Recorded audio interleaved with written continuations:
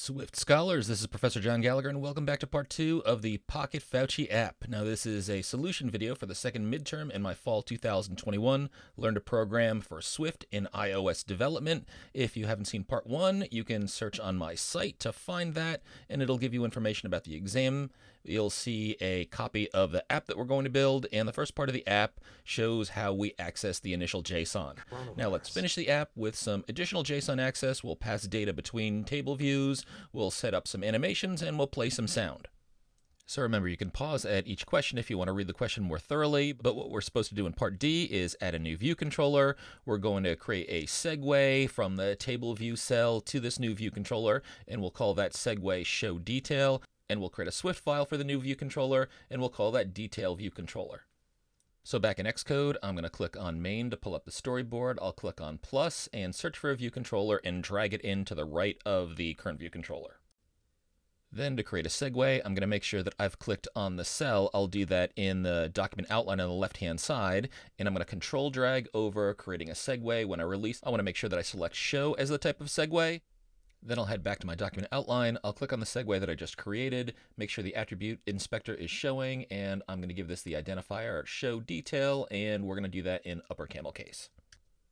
Next, we need to create a Swift file because we're going to be subclassing the view controller CocoaTouch class. So I'm just going to right click on view controller over here, create new file, select CocoaTouch class. CocoaTouch is Apple's name for the various different classes that make up the iOS user interface in UIKit. And we're going to name this detail view controller. I always double check to make sure that I am in fact subclassing the right class. It's UI view controller. We'll create this, and I'll delete any of the extra comments from this class. Now don't forget, we need to associate this new file with the view controller that we just added on the main storyboard. So I'm going to go to the storyboard, click on the new view controller that we added, select the identity inspector icon. That's the one that looks like a little ID card, or maybe you think it looks like a newspaper. And in class, I'm going to make sure that I've selected detail view controller. That's the name of the Swift file I just created. Always make sure that you press return in these fields, otherwise sometimes the change doesn't take effect. And if you take a look over in the document outline, you can see that the name of the view controller was just changed to detail view controller. Next, we need to set up the user interface for this new view controller so it looks just like this. So we're going to create a state image view, which is going to be an image view. It's going to be constrained top, left, and right, 16 points. I advise my students to always develop on an iPhone SE first generation and work from there. This way you can make sure that everything's going to be sized right on the smallest iOS device that you'd probably use. And in the image here, it's at 170 points, but you want to make sure that you constrain this so that the aspect ratio changes for larger devices as well. Now you're also going to create a name label, and we'll set the font to the system text style large title. We'll constrain this 16 points from the top, left, and right, but we'll leave the height unconstrained. So back in main storyboard, I'm going to select the plus icon, and from the library I'm going to select image view, drag it over to the view controller. I'll click on the size inspector, and I'm going to set the size to 170. Again, you could make this approximate if you want, but it's nice to be able to resize this using the size inspector. And I'll constrain this top, left, and right, 16, 16, and 16, but click on the aspect ratio to constrain that and add 4 constraints. Then click Detail View Controller, option click on our main storyboard. I'm going to control drag over from my image view into my Detail View Controller, and we're going to call this IB outlet that we're going to create the state image view. Then let's add a label. We'll click on plus to pull up the library, drag a label over. I'm going to give this some placeholder text here that says state name here. I'll set the font to large title, drag this end to end. I want to constrain this 16, 16, and 16, top, left, and right. And oh yeah, I forgot to develop on the iPhone SE. So we can see that the aspect ratio is a little bit off here. So let me show you how I'm going to fix that. First, I've changed my view as to iPhone SE First Edition. Again, so I'm working off the smallest iPhone. Then with the image view clicked, I'm going to go up to the size inspector. I'm going to change the height to 170. Again, when we use the size inspector like this, it's not adding constraints, but it's resizing things on screen. The orange line suggests that something is off. It's not showing what the constraints are, but I'm going to change the constraints. First, I'll select Resolve Auto Layout Issues, and I'm going to go and update the constraints. The top selection just works on the selection view, so I'm only going to update my image view. And what that does is it gets rid of the orange lines, and we can see that it's set the constraints to the new updated value, the height value of 170 in there, so that's a nice resizing. But because I constrained the aspect ratio, as the width of the image view changes, the height will change in the same ratio. But if I click the label below, I can see that that's off. So what I'm going to do is click that label, and I'm going to go down to resolve auto layout issues. I'm going to remove the constraints on the label, which is selected, clear those constraints from the top selection. And I'm going to reset constraints to 16 top, 16 left, 16 right, add 3 constraints, and that's looking good. And if I view as iPhones of different sizes here, I can see that the aspect ratio is changing just like I wanted. So now let's open the library and drag over another label, and we'll set the default value here for 999,999,999. I'll set the alignment to right justified. I'll stretch this out. We'll set the font to System Font Title 1, and I'll adjust this label a bit, make sure it's resized nicely. There's still a few quirks in storyboards on this version of Xcode when it comes to resizing. We'll see those in just a bit, but I want to create 3 of these labels, so I'll just use Command D twice. Command D is the shortcut for duplicate, and move these labels around roughly where I want them. Then I can drag a selection rectangle around these 3 numeric labels, go down to Add New Constraints. That lets me constrain all 3 of these labels at once.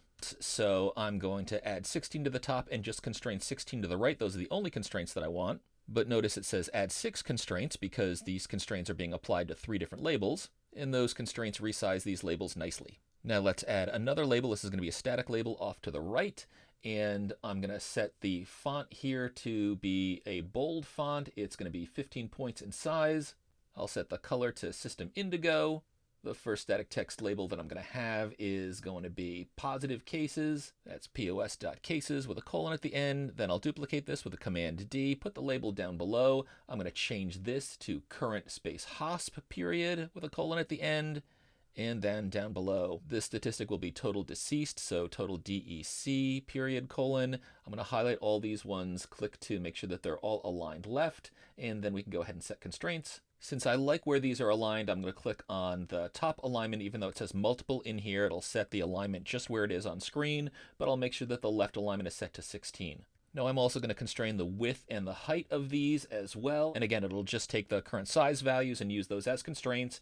And now the button says add 12 constraints because we're applying these 4 constraints to 3 labels, and we've resized. Now what I'm about to show you are a bunch of quirks in Xcode. So if I take a look at how things look on a larger iOS device and then a smaller iOS device, it looks like the numbers are cut off. They're not really being cut off. I can even try to adjust the widths of these different labels here, and it's still showing like it's cut off. In fact, it's moved the labels, which is absolutely not what I want. So I can try to drag these labels and click on Update Frames to put them back in the position they're supposed to be in. We see that doesn't really change things as well, but if I go ahead and build and run, you can see that they're not being cut off in the actual display in the simulator, and it wouldn't cut off on the iOS device that I would run on. So if you wanted to, you could put in firm width constraints in here. You could also go ahead and use the auto shrink values too, but I'm going to leave it the way that it is. It's going to work. So then with Detail View Controller clicked, I'll option click on Main, and when we're in Side-by-Side Assistant Editor mode, I'm going to Control Drag over to create the IB outlets that I need.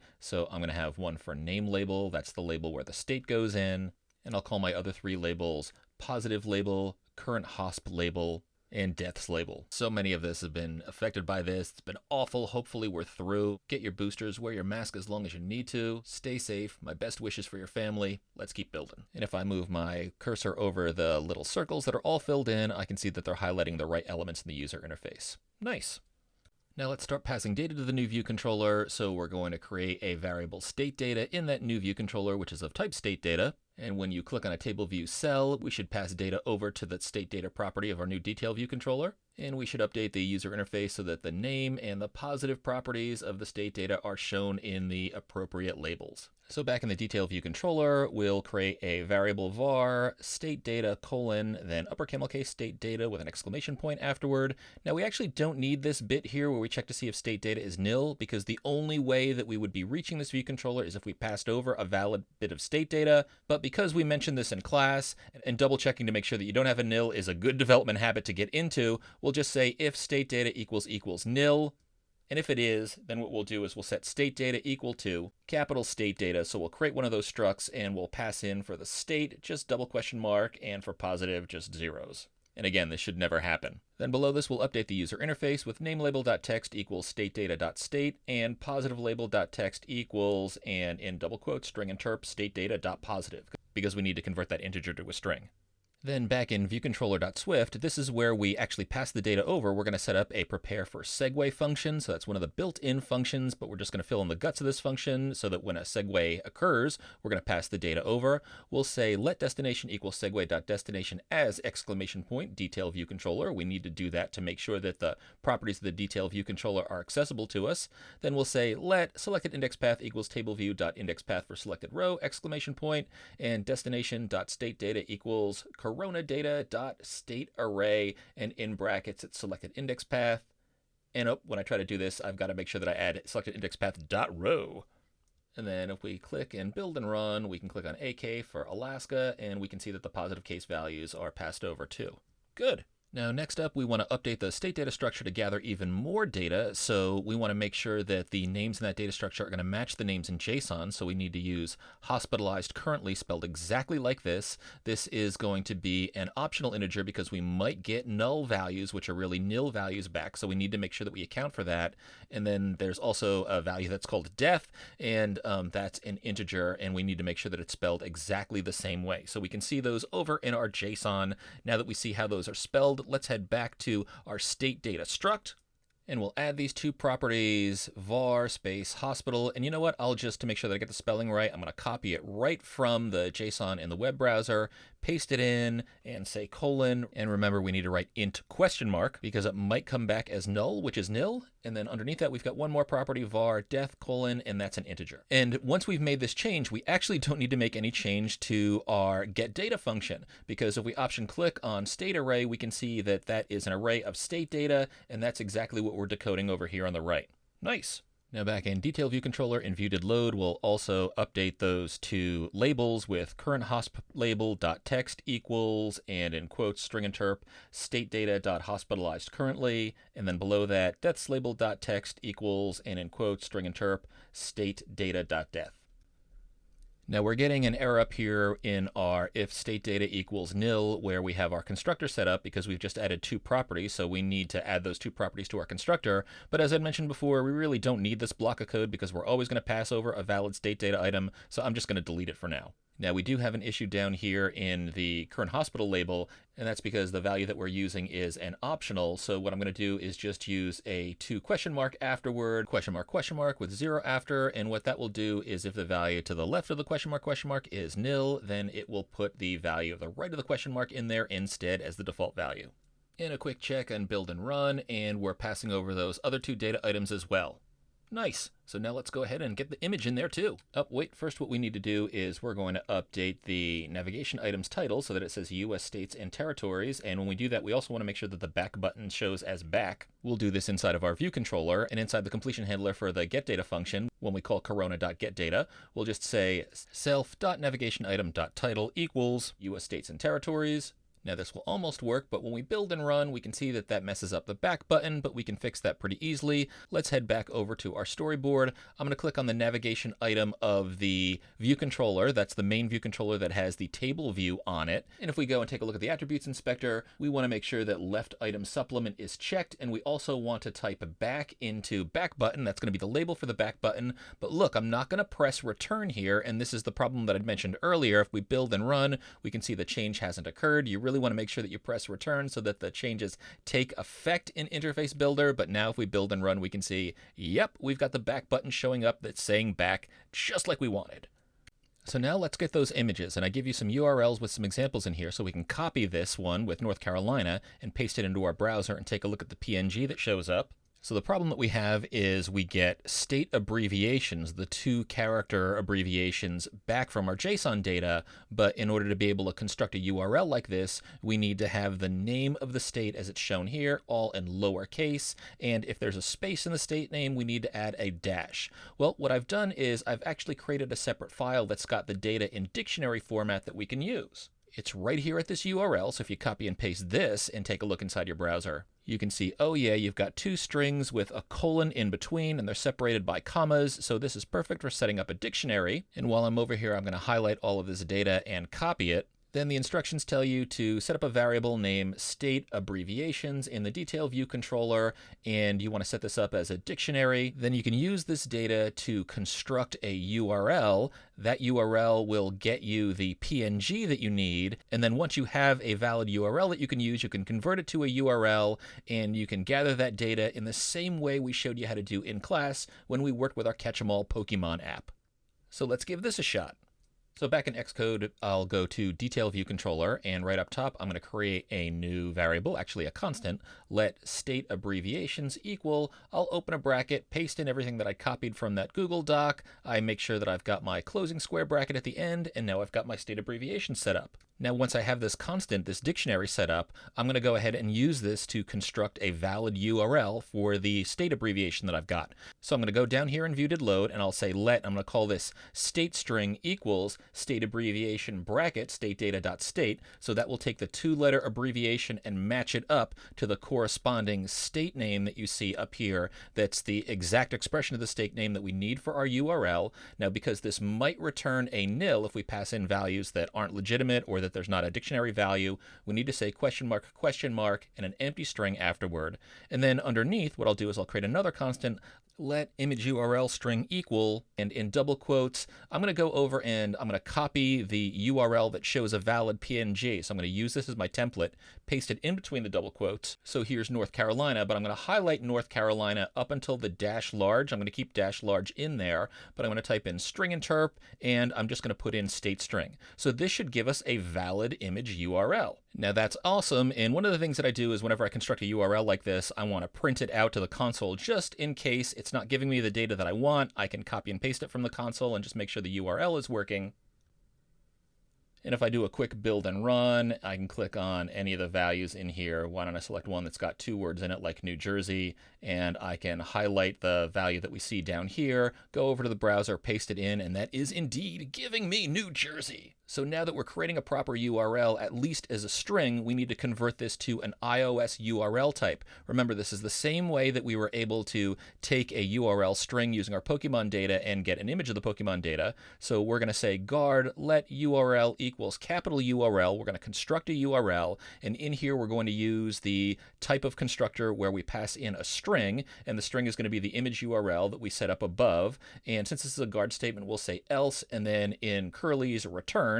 If we don't create a valid URL, then we want to return because we have nothing to display. But otherwise down here, we're going to do a do catch because we'll have a try in here in just a bit, as we'll see, and as you've seen in the Pokemon data that you had done. But we'll say print error : error thrown to get image from URL, string interp URL. I'll put an angry emoji in front of error. And now let's get the data from that URL. So we'll just say let data equals try, capital D data, open parentheses here, and we want the contents of, so that's going to go and get data from URL. Notice that it throws, so that's why we have to be in this do catch clause. And if this works out, then below we'll just say self.stateImageView.image equals, and then we'll create a UIImage object of open parentheses here, constructed from the data value that we're passing in. So it'll just be data : and then data, that's the value that we got above. So this should work if we go ahead and build and run.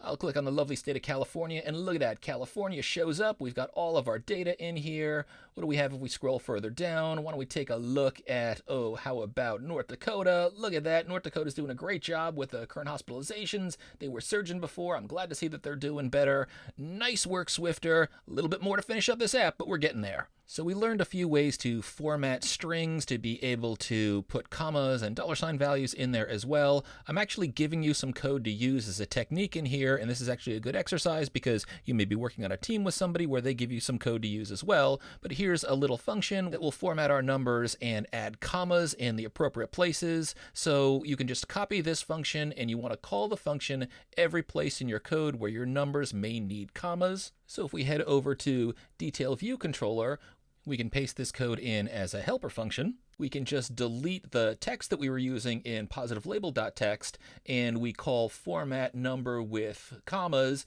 passing in the numeric value stateData.positive, and this is going to return a string value for us. Now down below, I'm going to paste the same function in here, but what we'll pass in here is the same thing that we'd used before, stateData.hospitalized currently, question mark 0. This way we can be sure that we're passing in a valid integer, and then down below, again, format number with commas, passing in stateData.death. If we build and run, we can see, look at this, we've got commas in here, the data's looking good, mission accomplished, a little bit more to go. And whoops, I'm noticing that we didn't update our cell for row@, so that we're adding commas in our table view. We'll do that in just a bit. So next up, we need to do a little bit of string manipulation, because right now we're showing the state abbreviations in the state name, but we want to convert that to a state name. So the question is, well, how can we do this? And I give you some hints. Well, we've got some information in the state abbreviations, but those are not capitalized. So you'll have to capitalize them. If there is a dash in between any words, you're going to need to get rid of the dash. And you have one exception in here as well. So Washington, D.C. should have both letters D and C capitalized.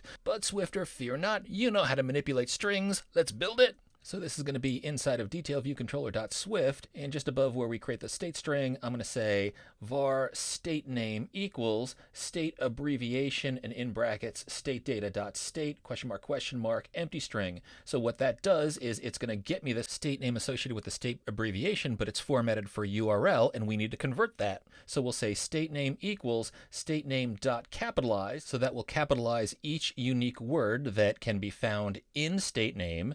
Then below this, we're going to say state name equals state name.replacing occurrences of, remember that, and we're going to pass in a dash, and we're going to place that with a single space, so that'll get rid of our dashes. And then below this, we'll deal with a special situation of DC. We'll say state name equals state name.replacing occurrences of, and in this situation, we'd have capital D, lowercase c, and we're going to replace that with capital D, capital C.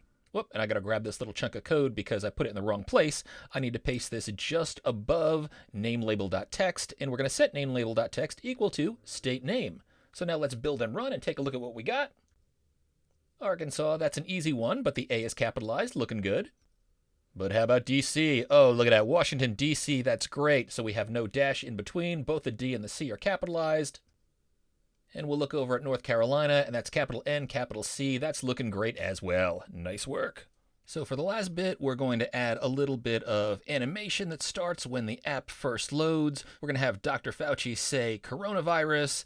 Then we're going to see him bubble up from the bottom. The animation for Fauci to emerge will take 1 second. We're also going to show the name of the app, Pocket Fauci. That's going to start after the first animation, and this will fade in over 1 second as well. Now I've got some assets for you in here at bit.ly/pocket-fauci. You can download those from a Google Drive. I've already done that. There's even an app icon that you can use. So the first thing that I'm going to do is I'm going to open up my assets catalog. Now I want to use the new app icon, so I'm going to highlight app icon and press delete so it will accept my new icon. Then I've already downloaded the files in the Finder, drag those over. Now those assets are in my app, and now I can go ahead and build this, and I'm advised to add a new view controller. We want to call that splash screen viewcontroller.swift. It should be to the left of the existing view controllers in the main storyboard. We'll add an image view to that we'll call image view. And this is going to have the image Fauci. We're going to constrain that top, left, right, and bottom 0 all around.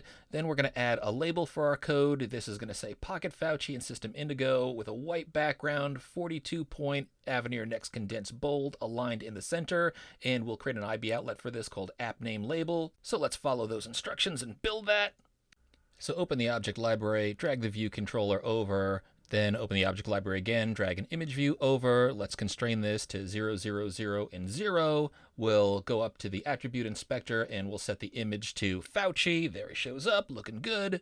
Now I'm going to add a label. I'll resize it down here. Remember the attributes for this label. First one, we put in the name of the text, Pocket space Fauci with capital letters. I'll set the color to System Indigo, and then for font, I'll set this to custom font, Avenir Next Condensed. I'll set that as bold and the size 42.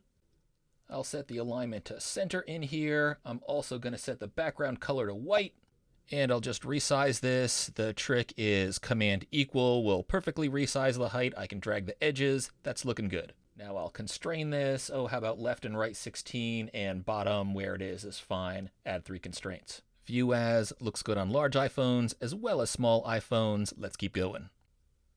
Now we need to create a Swift file for that new view controller. So I'm going to right click on Corona data. I'm going to say new file. This is a Cocoa Touch class. We're going to make sure that we're subclassing UI view controller, and we're going to call this splash screen view controller. Create that. Then back in the main storyboard, I'm going to make sure that I click on that new view controller, head over to the identity inspector, and make sure that I change the identity to splash screen view controller.swift. Press return. Make sure that it accepts that. Then in side-by-side mode, I'm going to create an IB outlet for the image view called image view, and I'll create one for this label that I will call app name label. Now back in splash screen view controller, I'm going to get rid of the extra comments that I don't need, and I'm going to set up our tap gesture recognizer, because when we tap, we want a segue. So I'm going to find a tap gesture recognizer, I'm going to drag it into the image, but remember what we need to do. Click on that image and click on the attributes inspector. We need to click on user interaction enabled, because if we don't do this, then we're not going to be able to detect a touch on an image, because normally that doesn't accept actions.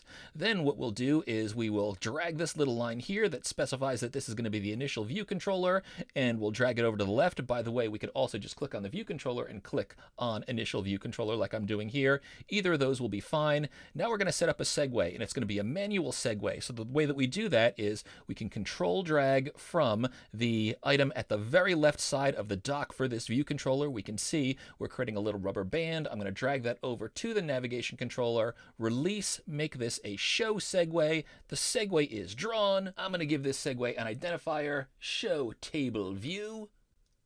Then, as mentioned, you want to click on the navigation controller and you want to set the presentation to full screen so that it takes up the full screen.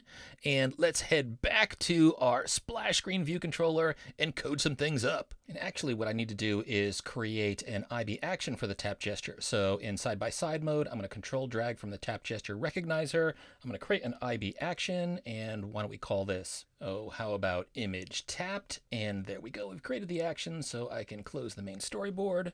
Now, what do we want to do when the image is tapped? We want to perform a segue. So if I start to type in segue, and sure enough, there is a perform segue method. It wants an identifier. The identifier is show table view. For sender, it doesn't really matter what we put in here, but I'm going to put in sender. Why don't we build and run just to make sure that this works? And we see Fauci, we tap on him, and we segue over to the table view. Nice. Now let's set up and then perform the animation, and we'll do that in view did load. So first we want the image view to bubble up from the bottom, and it's not currently on the bottom, so we want to push it off the bottom of the screen. So we'll say imageview.frame.origin.y equals self.view.frame.height. If we take a look, what that's going to do is take this image, move the y coordinate so it's down below the height. And then what we want to do in our UI view animate is we want to bubble this back up to its original location, which is the y value is actually 0 when it's at the top. And we do that with the code UIView.animate. Let's select the one with duration and animations. The duration is going to be 1 second, 1.0. For animations, make sure that we have 2 curly braces in here, and we're going to set self dot, and we can even put this on a separate line, self dot imageview.frame.origin.y equal to 0. That should bubble up Fauci. That should work well. Now what we want to do down below is when we're done with that first animation, we want to go ahead and fade in the label that has the app name. So I'm going to say UIView.animate, and I'm going to select this option here with duration, delay, options, animations, completion. I don't need all of those different options that are in here. So what I can do is, well, first of all, with duration, I know that's going to be 1 second, but I also know my delay is going to be 1 second. So don't stop until Fauci has already moved to the top. And I can get rid of the options. I don't need those. I also don't need the completion handler, so I can delete that. And then for my animation inside the curly braces, well, I want to set the alpha value back to 1, but first I need to set the alpha value to 0. So underneath my image.frame.origin up here, I'm going to say app name label.alpha equals 0.0, and then in between the curly braces, I can say self.appnamelabel.alpha equals 1.0. That's it for my animations. So now what I need to do is play some sounds. I'm going to import AV Foundation. I need to create an audio player variable. That's var audio player colon AV audio player exclamation point.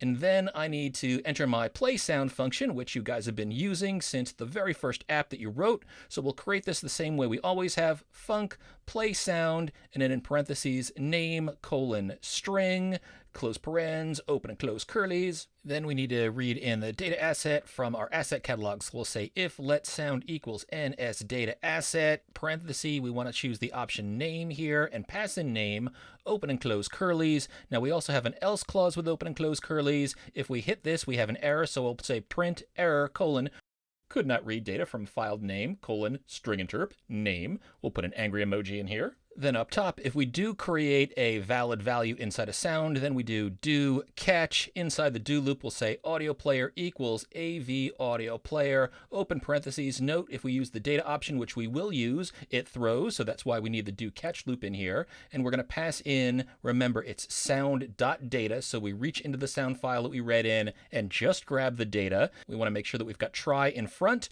And then we can just take the audio player and execute the .play method. Then if this doesn't work inside the catch loop, we're going to have an error in here, and we'll just say error with angry emoji. Data in string interp could not be played as a sound, and inside of string interp, we'll put in name. Then we want to make sure that we call the play sound function, and we're going to call that just before we start to move around the different user interface elements. Although I have a problem in here. I initially said that the file is called Fauci, and I wondered why I was getting a bunch of errors. It is not called Fauci, it is called Corona. So now with his named Corona, let's go ahead and build and run, and we'll listen in to see how Fauci sounds. Coronavirus. All right, the animation and the sound is looking good. Click Fauci, we can explore the states, but I see we didn't format the numbers in our table view. So we'll go and finish that up, and then that'll complete our app. We'll simply head into Detail View Controller and find and copy the format number with commas function. Head back into viewcontroller.swift, and I'll paste it in before the end of the class, but before the extension. Then in cell for row at, I can delete what I'm putting into the detail text label.text, and instead I'm just going to put format number with commas, and the number is going to be coronadata.stateArray, and in brackets indexpath.row.positive. Now we can build and run. Coronavirus. And we can see this looks spectacular. Look at that, all the numbers are formatted. So hopefully you did well, and if you didn't, hopefully this helped you understand some of the things that you struggled with. Hang in there, keep practicing, and good luck on the final.